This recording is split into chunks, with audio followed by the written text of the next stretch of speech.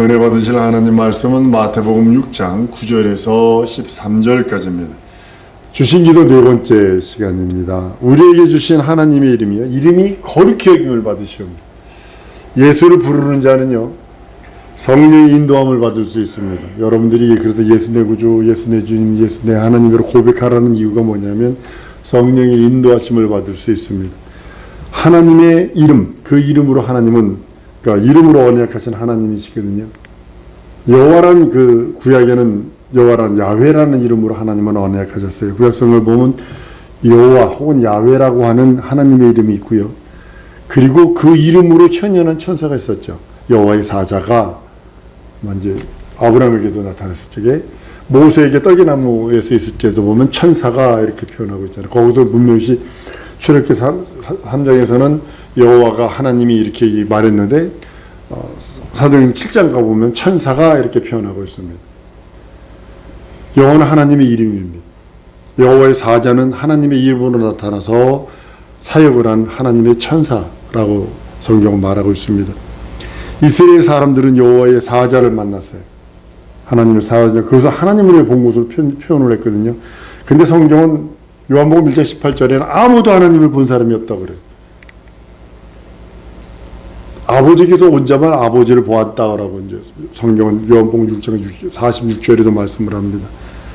여호와의 이름으로 현현할 때 하나님의 이름으로 천사가 현현해서 정권대사로서 모세에게 드러나고 아브라함에게도 나타나고 여호수아에게도 나타나고 이렇게 나타났던 그런 모습을 봅니다.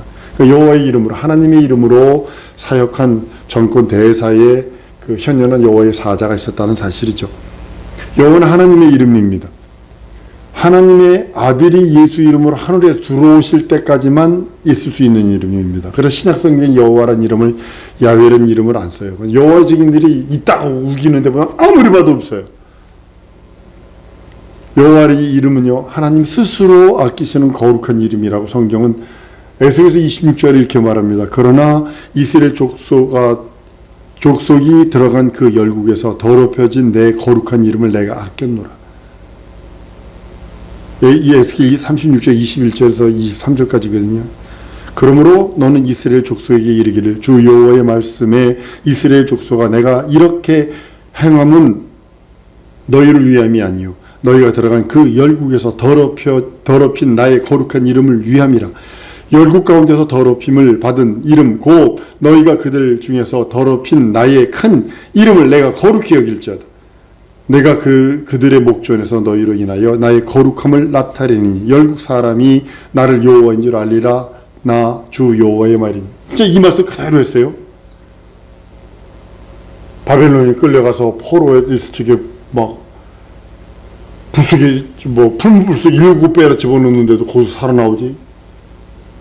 그 느부갓네살 왕이 왕 되는 걸 그 미리 예언을 하지. 막 그 하나님께서 그거 다 그런 모습을 보게 됩니다. 거기서 하나님께서 우리 보니엠이 옛날에 부르던 바벨론 강가에서 노래가 복음성가거든요. 바벨론 강가에 앉았었는데 그 이방 민족들이 니네 노래 한번 해봐라.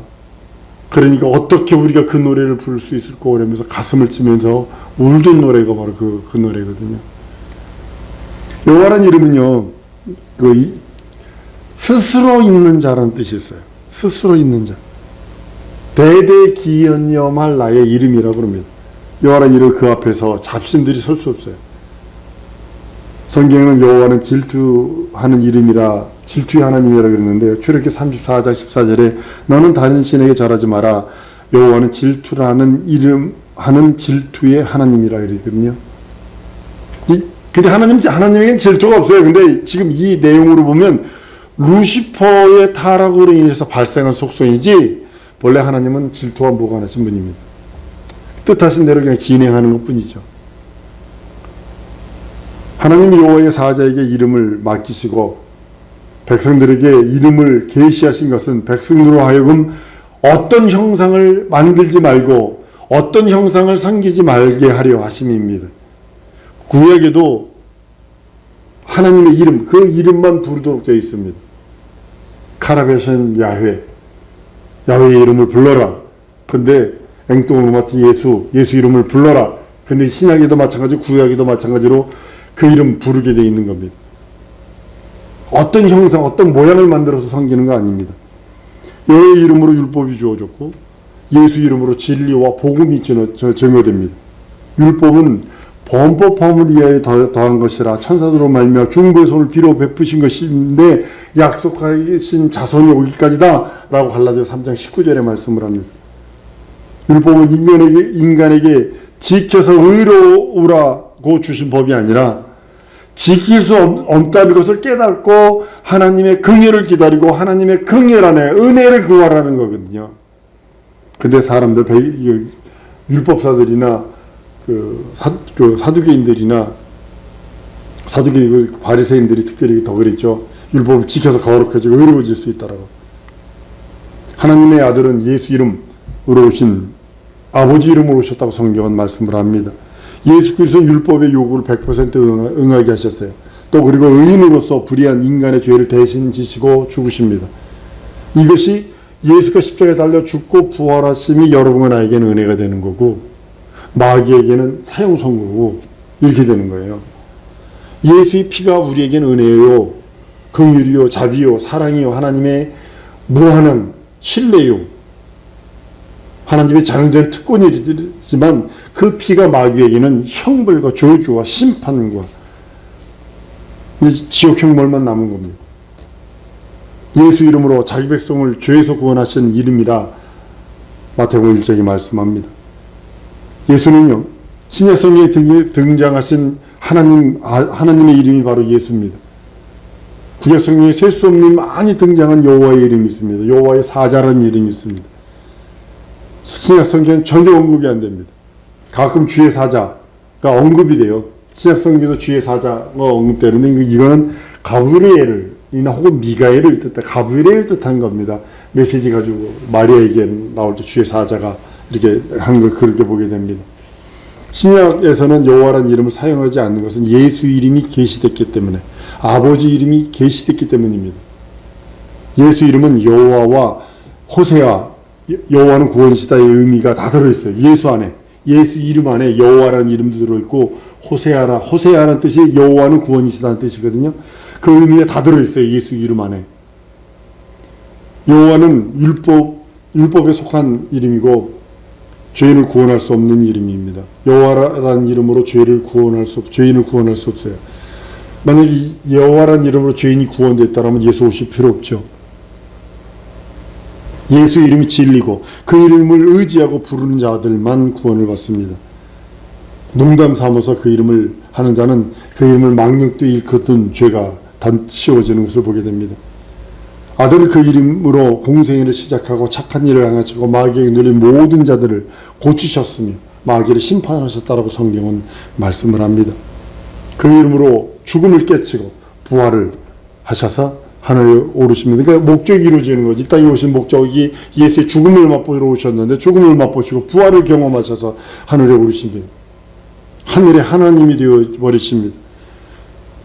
은혜시대 성도들은요, 여호와라는 이름 부르지 않고 예수 이름을 부릅니다. 그래서 주 예수여 부르라고 한 이유가 바로 거기 있는 것입니다. 여호와의 이름은 하나님과 천사가 공유한 이름입니다. 예수 이름은 삼위 하나님께서 공유하시는 이름이고 예수 이름은 본래 아버지의 이름이었는데 아들에게 주셨고 성령이 또 그 이름으로 오시고 임하시는 이름이 예수 이름입니다. 여호와의 이름과 예수 이름의 영광을 비교한다면 예수 이름은 모든 이름 위에 뛰어난 이름이고 모든 만물이 그 앞에 무릎 꿇는 권위 이름이라고 이제 빌립보 2장 9절에서 11절까지 말씀하고 있습니다. 이스라엘과 우리가 부르는 이름은 달라요. 하나님은 아브라함과 언약하시고 이삭에게 맹세하시고 야곱에게 율례를 베푸셨다고 이제 정하셨다고 성경은 말씀합니다. 그 약속을 믿는 자는 지금도 살아 계십니다. 지금 그 약속을 믿는 자들에게 아브라함에게 언약한 그 언약을 믿으면 그대로 역사, 야곱에게 맹세한 그 맹세를 믿으면 그대로 역사, 야곱에게 율례를 정하신 그걸 그대로 믿으면 그대로 역사하신다는 겁니다.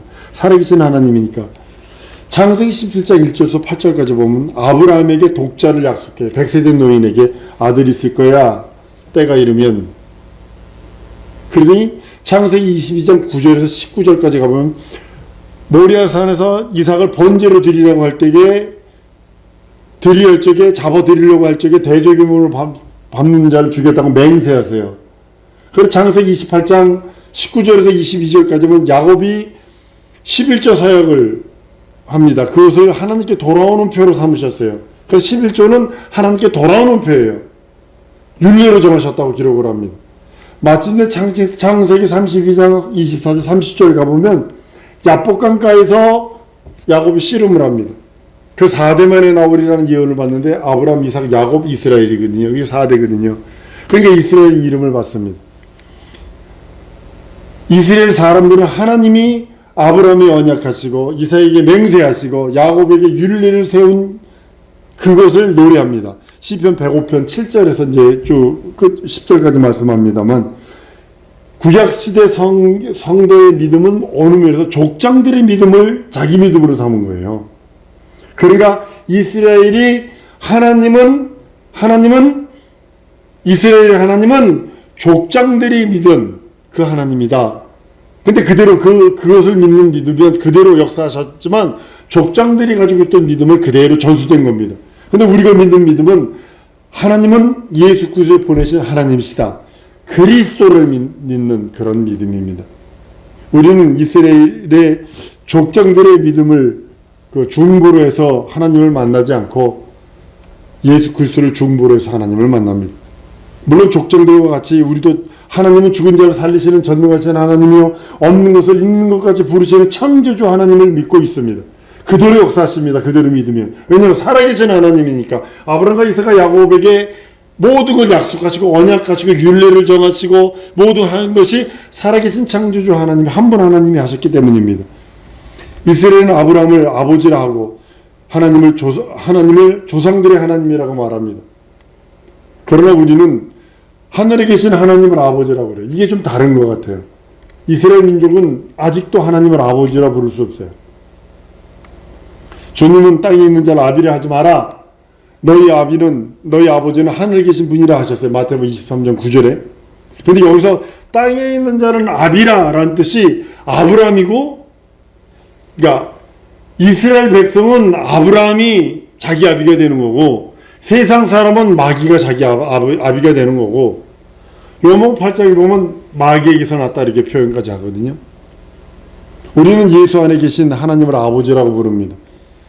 아브라함을 아버지라 하는 것은 하나님의 이름을 여호와로 부를 수밖에 없지만 삼위 하나님의 이름을 예수로 부르는 자는 진리로 거듭나서 하나님의 자녀가 되며 성령으로 인도받습니다. 예수 이름을 부르죠. 가장 중요한 건 예수 이름을 부르는 것 같아요. 박성민 목사님 내가 참 좋아하는 동료 목사님인데 돌아가실 때 어떻게 돌아가셨는지 아세요? 예수 나를 오라 하시네. 그리고 돌아가셨어요. 이게 이적입니다. 죽을 때 안 죽어! 살려줘! 이러지 않고 예수 나를 오라 하시네 하고 하셨어요. 예수 이름 부르잖아요. 죽을 때까지 예수 이름 부르잖아요. 이름이 거룩히 여김 받으시면 오늘 이 제목인데요. 인자의 형상은 죽음을 위한 것이에요. 홀로 하나이신 하나님에게 이름이 있어요. 인자로 오셨다. 인자의 형상을 이 땅에 오셨다. 예수가 그랬더니 죽음을 맛보러 오셨다면 당연한 소리거든요. 하나님은 피조물에게 이름을 계시하시고 하나님의 이름을 삼키게 하셨어요. 구약이든 신약이든.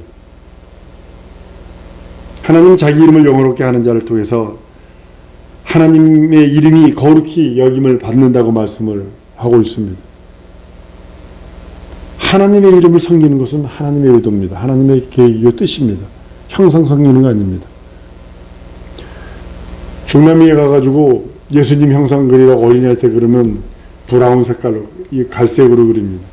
백인들에게 예수님 얼굴 그리면 하얀색으로 그립니다. 노란색이나 노란색이나 하얀색으로 그립니다.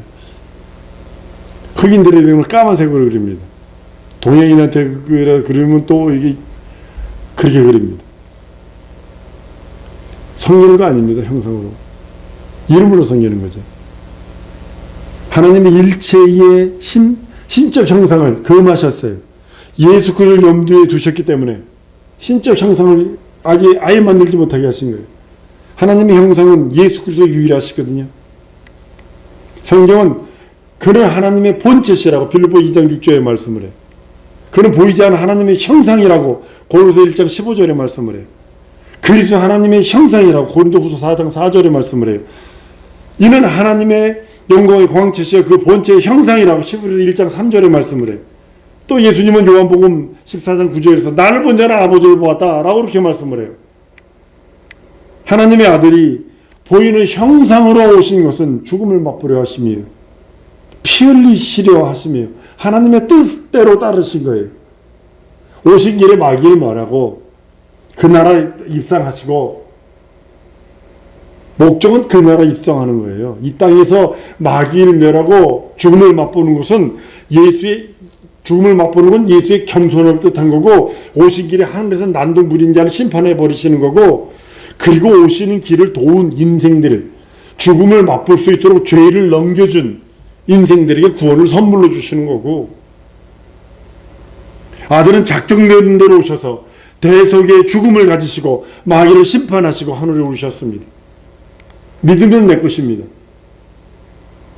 예수 안에서 우리는 그것을 얻을 수 있고, 예수께서 형상으로 나타나셨을 때 인간에게는요, 예수의 신분을, 그리스도의 신분을 감춰버립니다.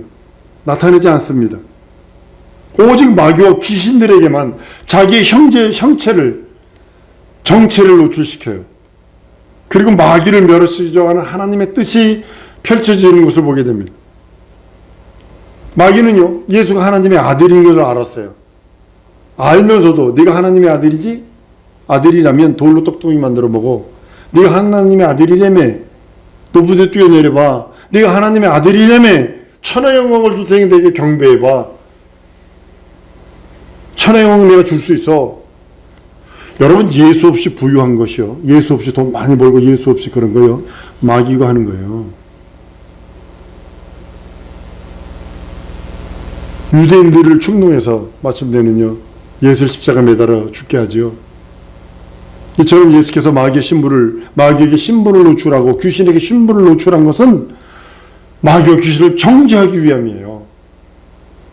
인류에게 자기 형상을 숨기셨어요. 형상으로 하나님 섬기지 마라! 자기 목숨을 대속물로 주려 하심이라 하신 그것을 이루려 하심이고, 구주로 나타나신 것은 인자의 형상이 아니라, 한번 따라합니다. 예수 이름으로 나타나셨다. 여러분과 나의 믿음은 예수 이름을 믿고 의지하는 것입니다. 성령께서 오셔서 증거하시는 것도 예수 이름입니다. 의에 대하여 하면, 말씀드렸죠, 예수 이름, 아들이 하나님의 의요, 하나님의 영광, 하나님의 이름, 이것이 하나님의 의거든요. 의에 대하여 하면, 내가 아버지까지 너희가 나를 보지 못하며 이름을 믿는 믿음으로 의롭다 하심을 얻는다라고 말씀하는 겁니다. 예수 이름을 믿으면 영생합니다. 끝없이 예수 이름 부르세요. 어떤 위경이든 어떤 처지든 어떤 상황이든 그를 믿지 않으면 심판받는다. 요한복음 3장 18절에 심판을 받았다라고 과거로 끝나고 있습니다. 예수 이름, 오직 그 이름이 거룩히 여김을 받는 하나님의 이름입니다. 우리가 기도할 때 이름이 거룩히 여김을 받으시오며 하는 것은 인자의 형상을, 어떤 형상을 마음에 두고 기도하는 것이 아니고, 어떤 형상을 두고서 예배하는 것이 아니라, 유튜브 인터넷 보면 인도에서 잘하는 게 뭔지 아세요? 사람 팔 여러 개 있는 동상 만드는 거, 우상 만드는 거.